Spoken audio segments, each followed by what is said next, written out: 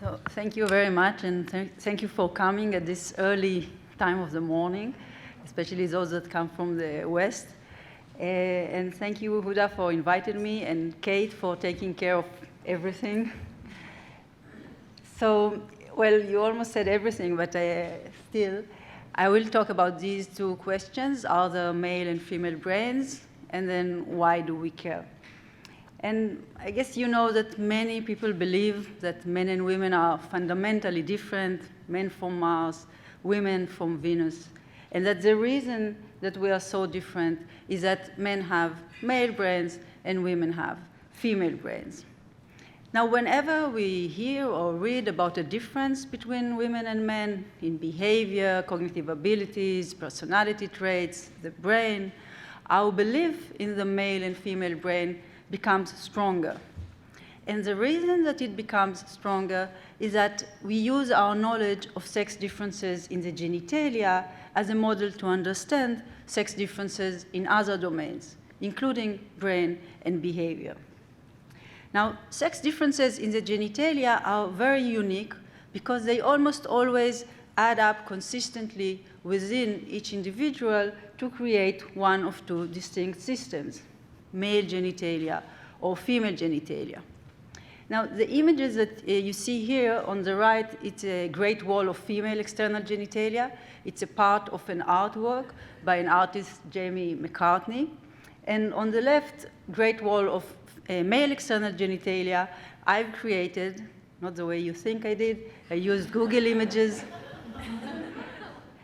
And you can imagine the types of ads I get since. But I would do anything for science. Now, the reason I brought this here is not just to, wake you up at this time of the morning, but because they nicely illustrate my main point. And this is that sex differences in the genitalia do add up consistently within individuals, almost always. So humans either have a set of only female genital organs or a set of only male genital organs. And it is only rarely that a baby is born and it does not fit into one of these types, either because this baby has a genital organ in a form intermediate between the male typical and the female typical form, or because this baby has both female typical organs and male typical organs. And these babies are usually classified as intersex. The term is again changing, but they are not classified as male or female. So when we see these images, and we all know these images, it is very easy to understand why humans, people, including scientists, believe that sex differences in other domains behave similarly. It's an implicit assumption. It's not something that has been tested, but we just use our knowledge of sex effects on the genitalia, and we use it to understand other domains. However, there is good reason to believe that this is not happening in the brain. And the reason to suspect that sex differences do not add up consistently in the brain is that we have evidence from animal studies that sex effects on the brain may be different and sometimes even opposite under different conditions. And because this is a huge difference between sex effects on brains and genitalia, I want to illustrate this looking at a single study. So this is a study in rats, and the researchers looked at the density of dendritic spines. So this is a neuron. The green, it's not really green. It's just injected something to make it green. So this is a neuron, and the green extensions are the dendrites, and the small red dots along the dendrites are the dendritic spines. And here we see a microscope picture of a piece of dendrite from a male rat at the left and from a female rat on the right. And you can easily see the difference. So it's not a clitoris and a penis, but it's a difference. There was another group of rats in this study, and these rats underwent 30 minutes of stress. And the next day, their brains were assessed. And again, we see a sex difference, but it is exactly the opposite. So what we thought was typical of males, few spines, we now see in the female. What we thought was typical of females, lots of spines, we now see in the males. So of course, this never happens in the genitalia. No matter how stressed I may be right now, when I go to the toilet, nothing is going to change in my genitalia. But some things will change in my brain. So the important point, and I have two very important slides. This is the first one. So the important point to take from this slide is that sex affects the brain. You can see it. You can see the differences between males and females, both stressed and no stressed. Now, usually when we hear that sex affects the brain, we immediately continue to conclude that this must mean that there are male brains and female brains. And what I hope to do today is convince you that this is not a necessary conclusion. So sex affects the brain. What is it about sex that affects the brain? We don't know because they didn't test. It could be the difference in genetic components, XY versus XX. It can be the differences in the levels of hormones. It could be other factors. So something about sex is causing this difference. But how it will affect the brain depends on other factors. There are many studies like this, and they show this type of reversal or reversal of sex effects in different regions of the brain, for different features of the brain. I've just showed you dendritic morphology. In a minute, I'll show you receptor density and other features. And also following different manipulations. We just saw acute stress. I'll show you in a minute the effects of chronic stress. It can be stress experienced already in utero. So they will stress the mother, the dam in rats, and then look at the brain of the offspring when they reach adulthood. And you can see this type of reversal. So if you heard, for example, that testosterone masculinizes the brains of males already in utero, it is in a sense true. We have lots of evidence that testosterone, as well as other hormones, affect the brain already in utero. But how it will affect the brain depends on other factors. So the brain of an adult male may be similar in some features to the brains of an adult female because something happened during pregnancy. Now, when you look at all of these studies, as I have done, what you see is that these environmental events do not flip the entire brain from the female form to the male form or vice versa. They affect the form of only some features. So even if you assume that at some specific point, let's say now, my entire brain is in the female typical form, then following an event, a lecture or whatever, some features of my brain will change their form, others will not, and I will end up with a mosaic brain, a brain composed of both female typical and male typical features. And again, because this is such a crucial difference and it's so important, I want to demonstrate this again with a single study. This one is from the lab of Peg McCarthy, which is a professor here in this university. Again, rats, this time they looked at the density of cannabinoid receptors. This is why we have this sleeve here. And what you see here is the density in males on the left and females on the right in two regions of the hippocampus. It's a brain region. We won't concern ourselves with it now. And you can easily see the difference. So the males have much higher density of receptors compared to the females in both regions of the hippocampus. Now they had another group of rats, and these rats underwent 3 weeks of stress. So now we're talking about chronic stress in adulthood. And you can see a difference. So in the dorsal hippocampus, we see exactly the same, the reversal of sex effects. What we thought was typical of males, high density, we now see in the stressed females. What we thought was typical of females, low density, we now see in the males. In the ventral hippocampus, something else is happening. The males again switch from, if you want, the male form to the female form, but the females do not change. So if we, by definition, define the male typical and female typical forms as the forms we see in the no stress condition, then males will have blue, male hippocampus, females will have pink, female hippocampus. Following stress, the male switch to a female hippocampus in both dorsal and ventral regions, but the females end up with a mosaic. right? The dorsal hippocampus is in the male form. The ventral hippocampus is in the female form. Now, this is a single study looking at a single brain feature, the density of CB1 receptors, in a single brain region following a single manipulation. Now, take this study and multiply it by the enormous complexity of the brain. So many neurons and neurotransmitters and receptors and the complex morphology of neurons, et cetera, et cetera. Now multiply this again by the huge variability of the environment from the moment of conception till the moment that we all gather here.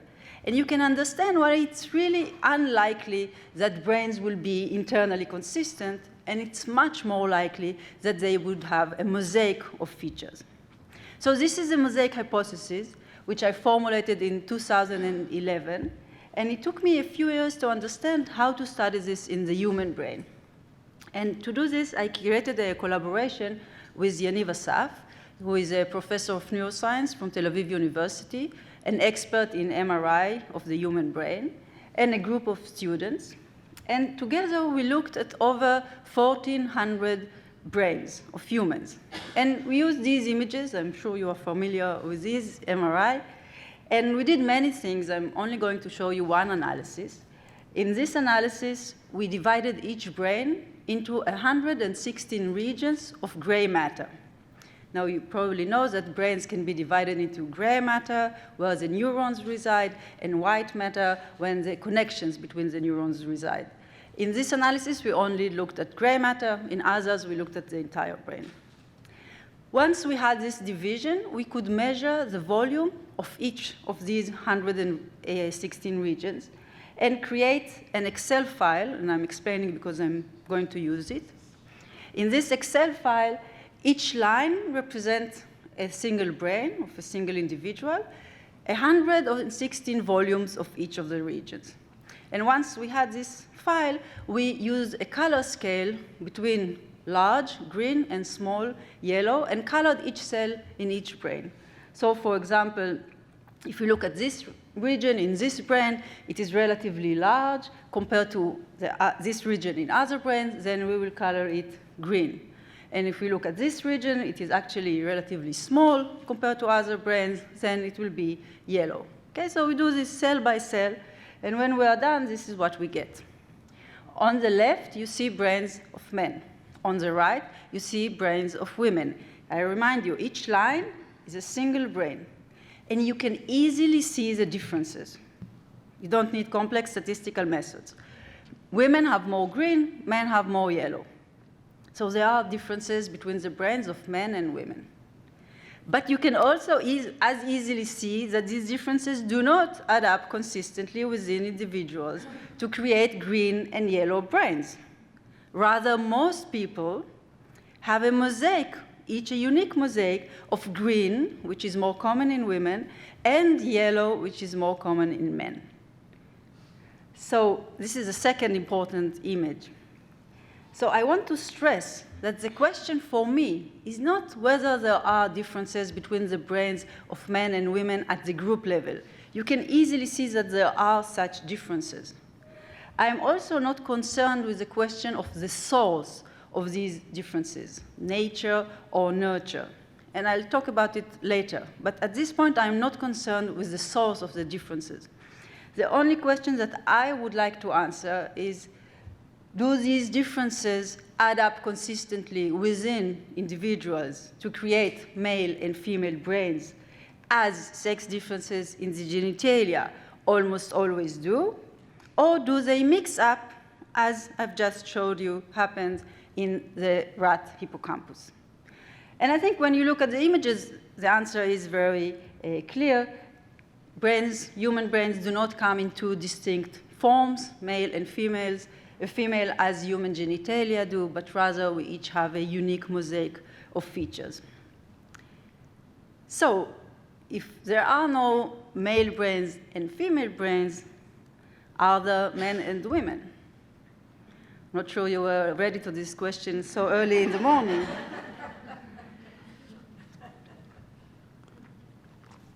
So obviously, there are differences between women and men in cognition, in personality characteristics, in preferences, attitudes, behaviors.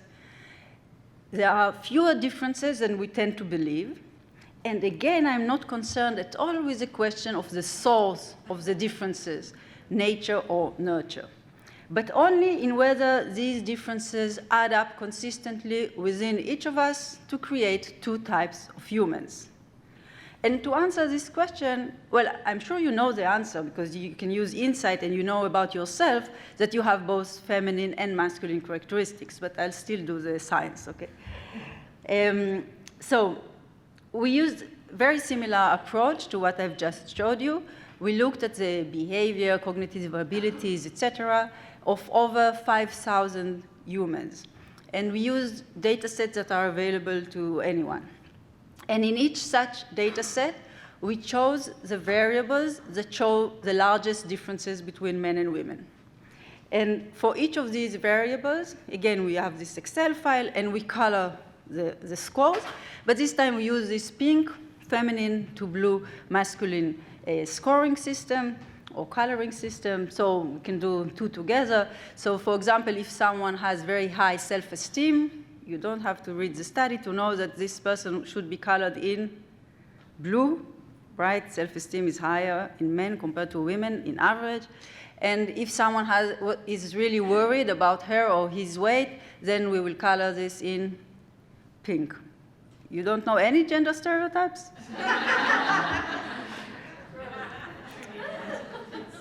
Okay. We can do another one just to test you. Problem behavior. If someone really has a lot of behavioral problems, then it will be blue, right? Okay, so, and actually the stereotypes, what we find is very similar to the stereotypes. So the average differences fit the stereotype. So again, we have people and we color each cell. And when we do this, this is what we have. So you have men on the left, women on the right. There were simply more women. This is why they have two tables. I remind you, each line is 7 variables of a single person. And you easily see the group level differences. So there is more blue at the men's side, more pink on the women's side. This is how we defined what's blue and what's pink. If it wasn't this way, there was something wrong with the code, okay? You can also see that there is quite a lot of pink in the blue, quite a lot of blue in the pink. This is because for any psychological variable that we can measure, there is some overlap between men and women. So you see the overlap.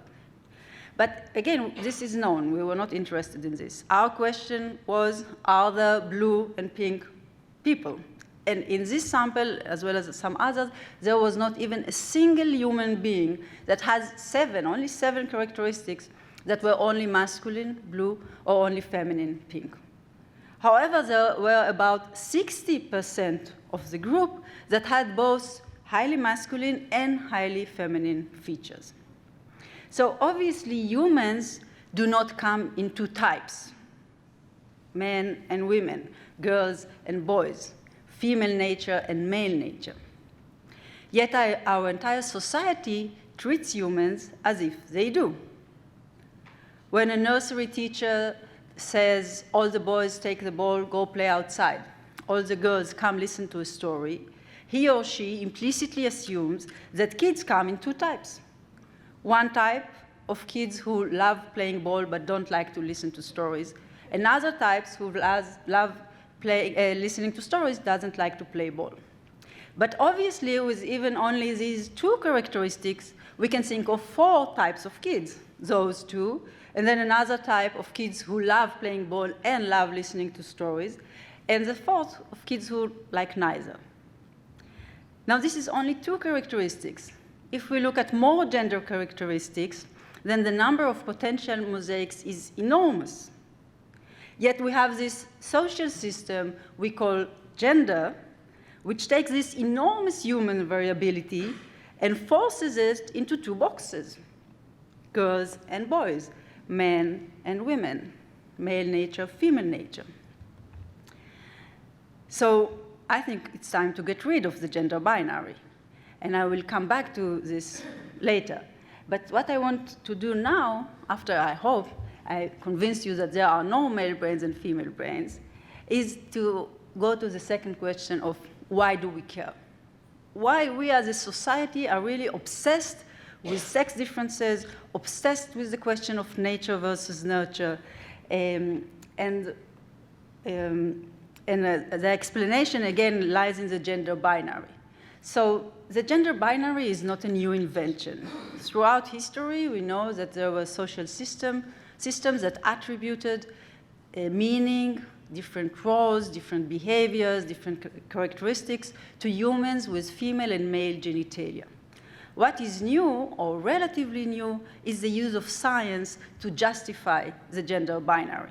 Before science, we had religion to justify it, but since the emergence of science in the 17th century, science has been used repeatedly and is still used today to justify the gender binary and especially the inferior status of women in this social system. And at the beginning, it seemed like a very easy task, because in the 17th century, scientists discovered that the skulls of men were on average larger than the skulls of women. Now, they already knew that the brain was important, and they realized that there was some connection between the size of the skull and the size of the brain. So this was like a perfect explanation to women's intellectual inferiority relative to men, and of course, this explains or can explain their inferior status in society. There was only one problem with this great explanation, and this is that there are some animals who have much larger skulls than humans do, whales, for example. Now, scientists that wanted to explain men's superiority over women clearly didn't want to explain whales' superiority over men.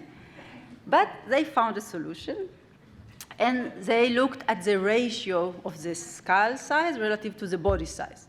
And when you do this, indeed, humans have the largest ratio of skull to body. But yet, there was a new problem, because women have a larger skull ratio to body ratio compared to men. Now, if you think for even 1 minute that this led scientists to conclude that women were superior over men intellectually, and that therefore the entire social structure must be changed immediately to reflect this, well, you don't. Okay, good. No, instead what they did is they found another piece of evidence, and this is that the skull of children is relatively large compared to their body size, to come up with a new theory. Now, I want you to pay attention that the facts are actually true. Every fact here is true. The problem is not the scientific evidence. The problem is the interpretation. So the new story, and we'll leave this example, 17th century after all. So the new story was that the normal development of humans is from a relatively large skull in children to a relatively small skull. And women, alas, are stuck in the middle. So they never get to the full, mature structure. 19th century, we have the same type of discussions when the scientists started to study the actual brain and discovered correctly, again, that the brains of men are on average larger than the brains of women. And actually, this is the largest known difference between the brains of men and women that we currently know of. And they also claim, based on this finding, that women can go to universities. They were prohibited at that time from going, but now we had scientific reason to prohibit them from going. Now, of course, you laugh because it seems ridiculous when, for many years now, women outnumber men in any level of academic studies. So this seems ridiculous that scientists could have believed that women cannot go to universities because their brains are smaller. Now, don't get me wrong. As I said, women's brains are smaller on average than men's brains. It is not the brain that changed. It is social norms and laws that prohibited women from studying that changed. Now, the reason that these old versions of the myth of the male and female brain we so easily recognize as myth is because they are old-fashioned. The science is old-fashioned, Neuroscience has advanced much than speaking about the size of the brain as relevant to something. And of course, the social structure that they try to explain no longer exist. But the idea of using the myth of the male and female brain to explain current social order did not change. This is still with us, and every too often, a new paper comes out which reports some differences between the brains of men and women and uses them to explain the current social order, where women do some things, men do other things, the differences in status, in power, etc. And the general, or the assumption that this myth hold is that there are differences between males and females, and this is why, as a culture, we are obsessed with these differences, and every scientific finding of a difference gets headlines everywhere around the world.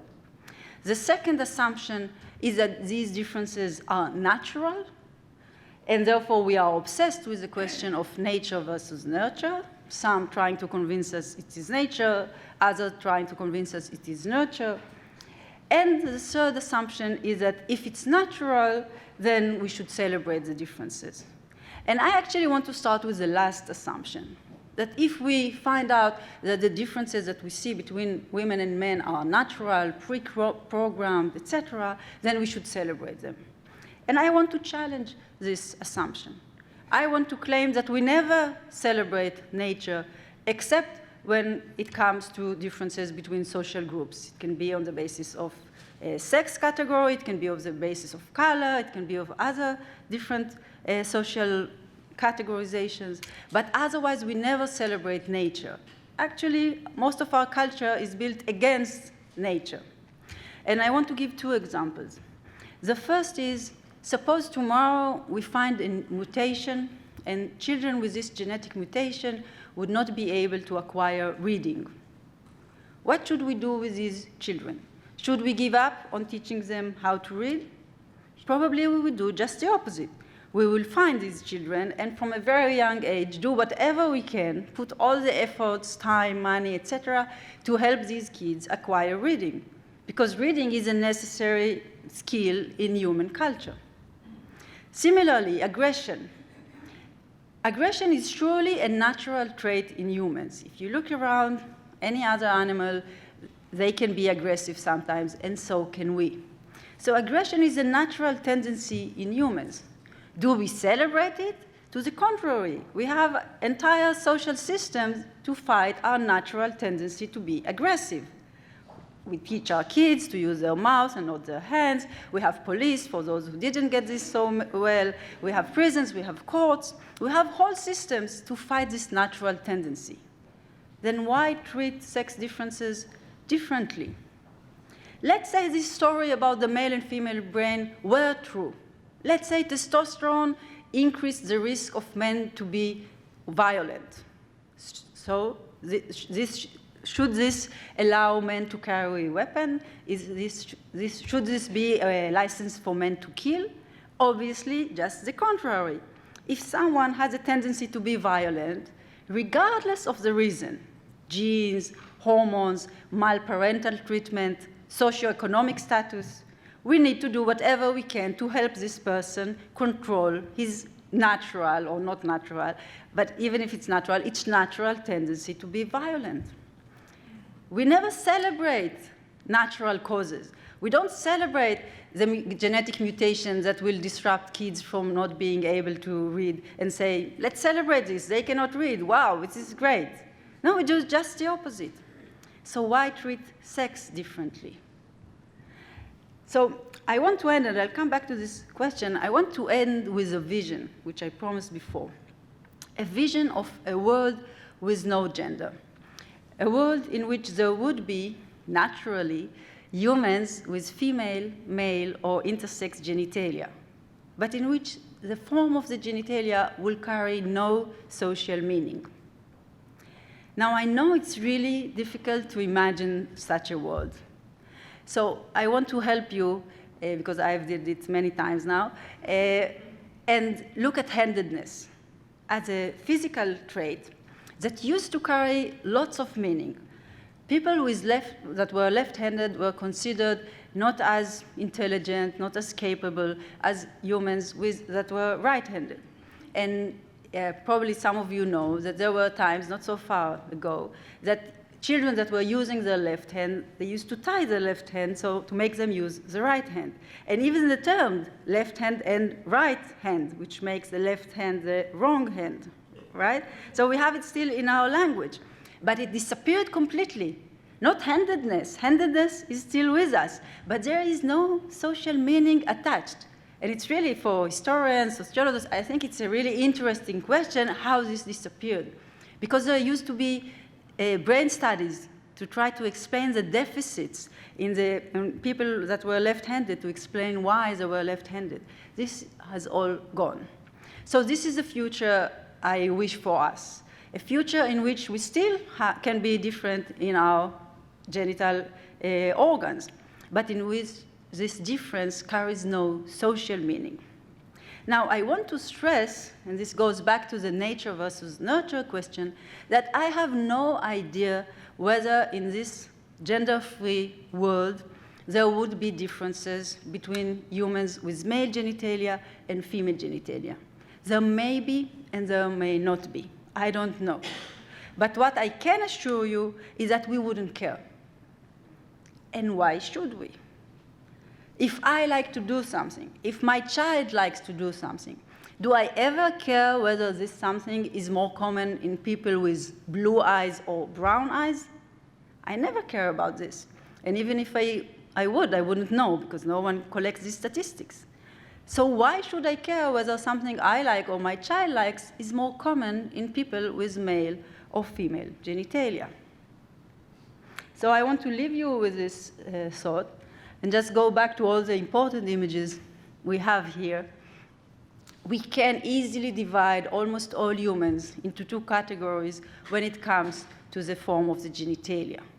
However, we cannot do this when we look at brains or at human behavior, psychological characteristics, etc. And this mixing up of sex effects is not about gender. It's something of sex itself. We see it also in animals.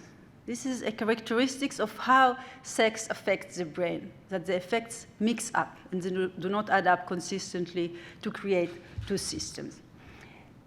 So this is the idea of the mosaic, and thank you for listening. And I think we're open for questions.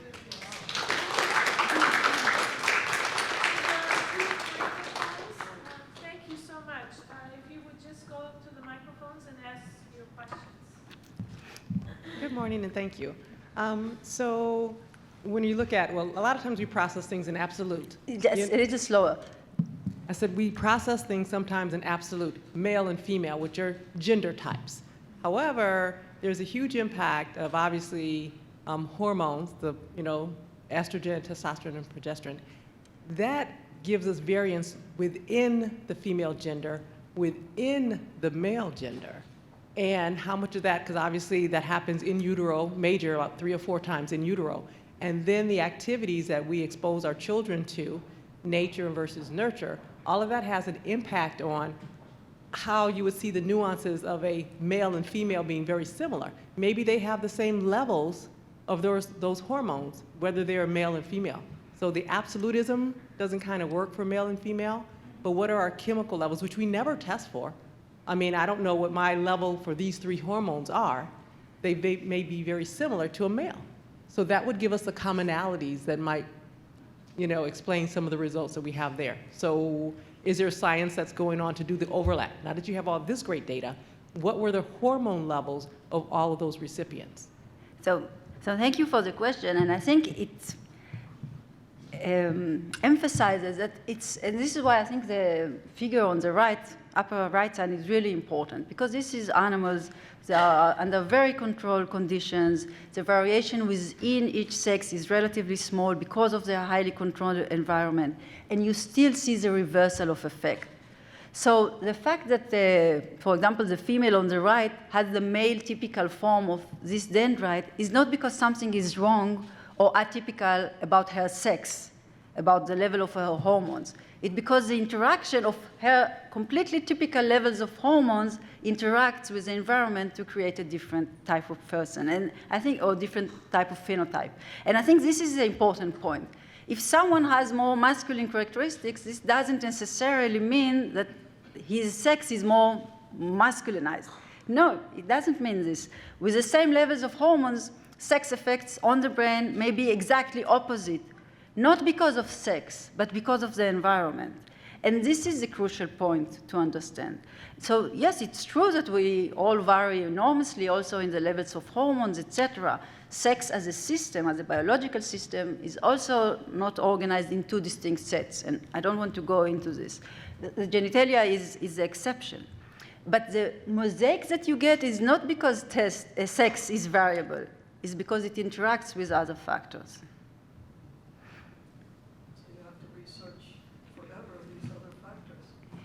Well, it depends what is your, so she asked if you have to research forever these other factors. Well, the question is, what is your question, right? So what do you want to study? And is sex the most important variable? A recent study from Liz Elliott's lab suggests that, or review of the data that she did, suggests that sex category explains only 2% of the variability in the human brain. So do we want to focus on these 2%, or maybe we should look for the variables that explain a larger part of the percent? Maybe it's socioeconomic status, maybe it's age, maybe it's other factors, but we are so obsessed with the gender binary that in a sense it also interrupts with our ability to understand the brain, to understand health and disease, etc. Yes? I have two questions. One is... But let's do them one by one. I have very bad memory. Oh, okay. I'll start out with the scientific one, which is looking at some of the scientific data on sex differences in the 1800s and even early into the 1900s. There was this scientific measuring of the size of the head and craniology, and there was the assumption that women, because their heads were smaller, would not be able to sustain the pressures of going to university, whereas men who had larger brains could. So there was a scientific explanation that was accepted by scientists of the time that was really based on evidence that now would be seen as pretty ridiculous. And so whenever we're looking at scientific evidence, don't we have to worry about that this is what we know now, but the future might bring up some issues that we can't even think about? So as I said before, often the problem is not the scientific evidence. It's true, men's skulls are still larger than women's skulls. The problem is not the evidence, the problem is the interpretation. So we should always worry about the interpretation. Less so about the scientific evidence, where the interpretation biases scientific is not so much the evidence, but the questions. So it's, again, why should we care so much about sex differences? This is a social issue. It's obviously not so much a medical or scientific issue. So the biases of our social understanding of the world affect science, but not necessarily so much the evidence, but more the questions and the interpretation of the evidence.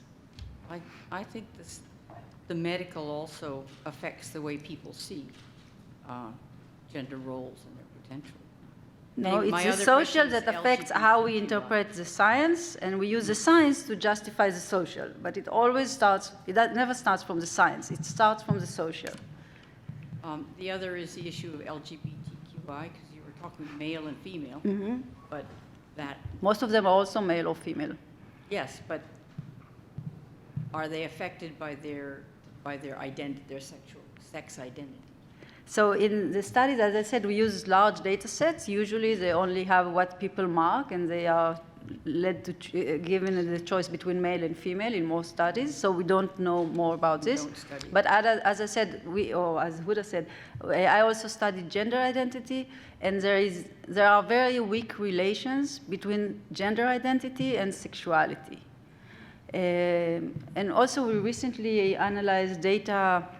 Oh, it's too specific, never mind. So anyway, we have no reason to believe that sexuality should, or people with specific sexualities should have specific brain types.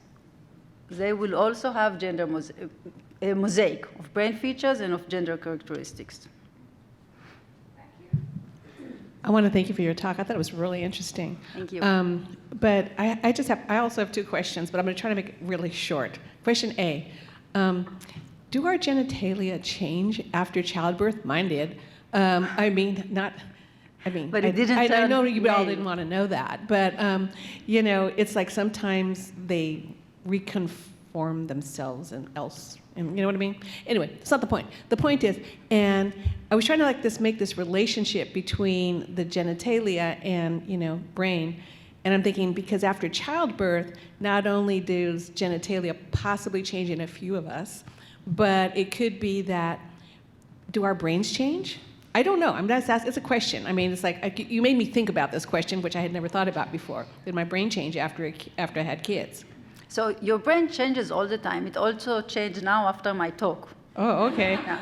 Good to know. And if you remember, A positive way, right? I don't know. Some people may think not. But if you remember things from this talk in a week or in a month from now, it means that not only it changed, but it changed in a long-lasting way.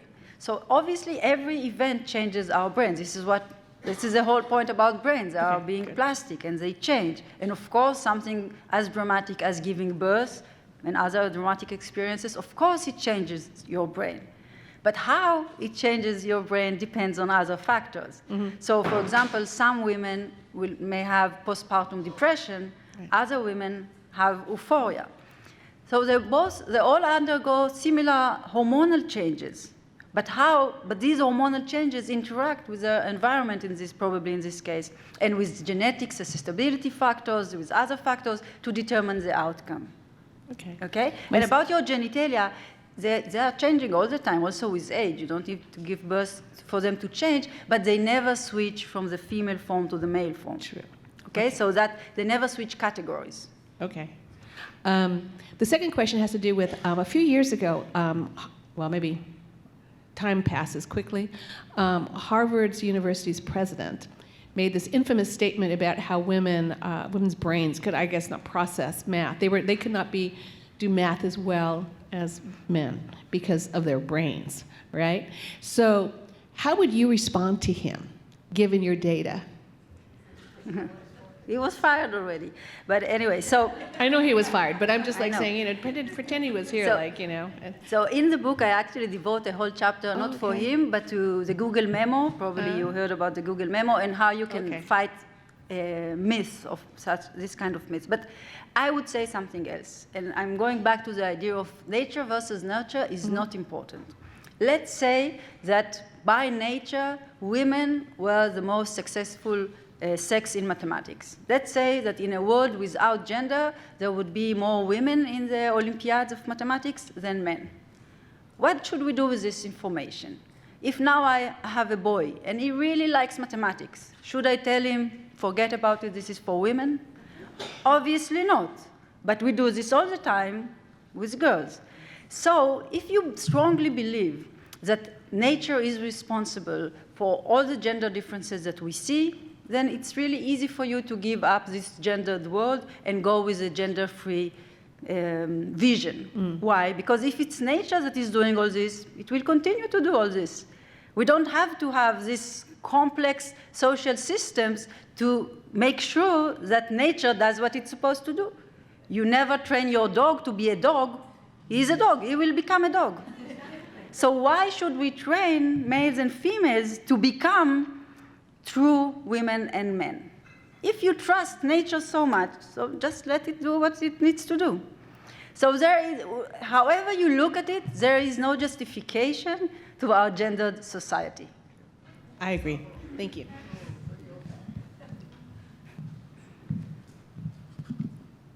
Thank you so much. I'm just reflecting that we started the talk with Dr. Golan's, and then, you know, with what you're saying, and I'm putting the two together, I learned that, you know, everything from Dr. Golan's talk, we enter a world that's built in patriarchy, and that the structures need to be completely redone. I love this vision of gender, where gender is not important. But then I'm also thinking in practical terms, because the world has not been restructured yet, that the question really relates to, is there science, or how would you illuminate advice on how to raise children to adopt that when all the messages that they get still support this, binary?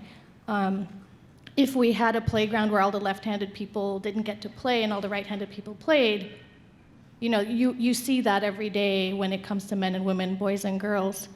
And then, of course, we all know that the world is set up it's built by men to benefit men. So how would you advise us in raising our children, or, what can we do? That's a nature question, but I think in the meantime, until we have that restructured world, how do we get there? Yeah, so I don't want to advertise my book, but I have 2 chapters on this, because it's a great question, and I have 3 boys, so I had to deal with this question. So only like in one sentence, I think we should try to show them the gendered structuring of the world. We should not let them feel that there is no gender, because it's not true, and when they go out to the world, and they do it very early, they will discover that we weren't telling the truth. So I think the point is to tell them that this is gender and show them how ridiculous it is. And this is what I try to do, to show them we go to a store, toy store, and one side is painted pink and the other blue, and show them how this restricts their ability to choose, and how ridiculous it is that someone will think that boys would not like to play with, I don't know, or read books or whatever. So to do this, and I must say that I understood what I was doing only when one of my kids, he was about 5 years old, and he came back from a birthday party, and he was all with pink ribbons all around, and he said he was a pink ninja. And he was going around the house throwing pink ribbons on, enemies. Only he saw them, but probably they were there. And he was very happy with himself. And then he came to me and he said, Mom, some people are very strange. They think boys don't like pink. So I spared him the history that, 100 years ago it was blue. And I said, yes, I know, and why are they strange? They said, they are strange because I'm a boy and I like pink. And at that moment, I realized that I was doing something right. Because if he understands that if he is a boy and he likes pink, then obviously boys like pink, then, and the other people that don't think this way, they are the strange one, then he's okay. So that's the only thing that we can give our children.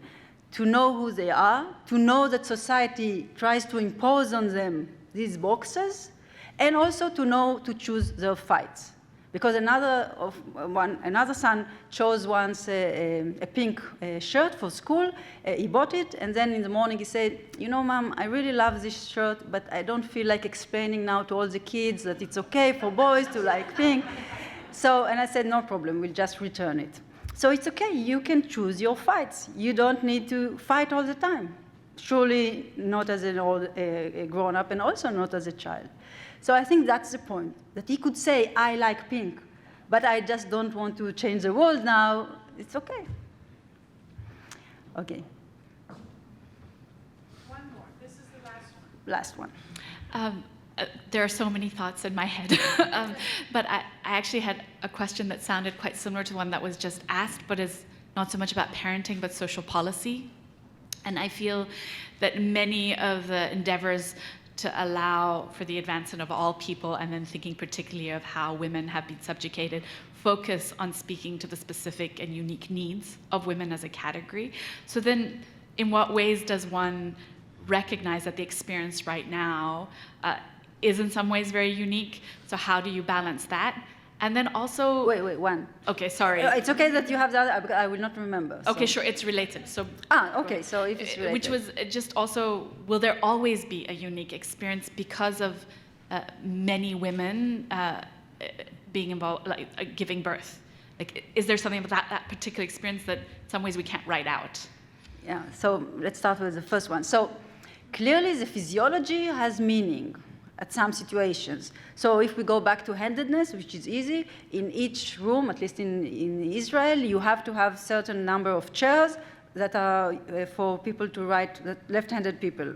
Okay, you know what I'm talking about, right? And if you want to buy scissors, then you need, if you are left-handed, you need other types of scissors than right-handed people. So clearly, if someone has different types of genitalia, they need specific treatment for this. And if only people with female genitalia can give birth, and obviously, if they give birth, because not all people with female genitalia do, then they should be treated for this, or giving whatever is needed for this.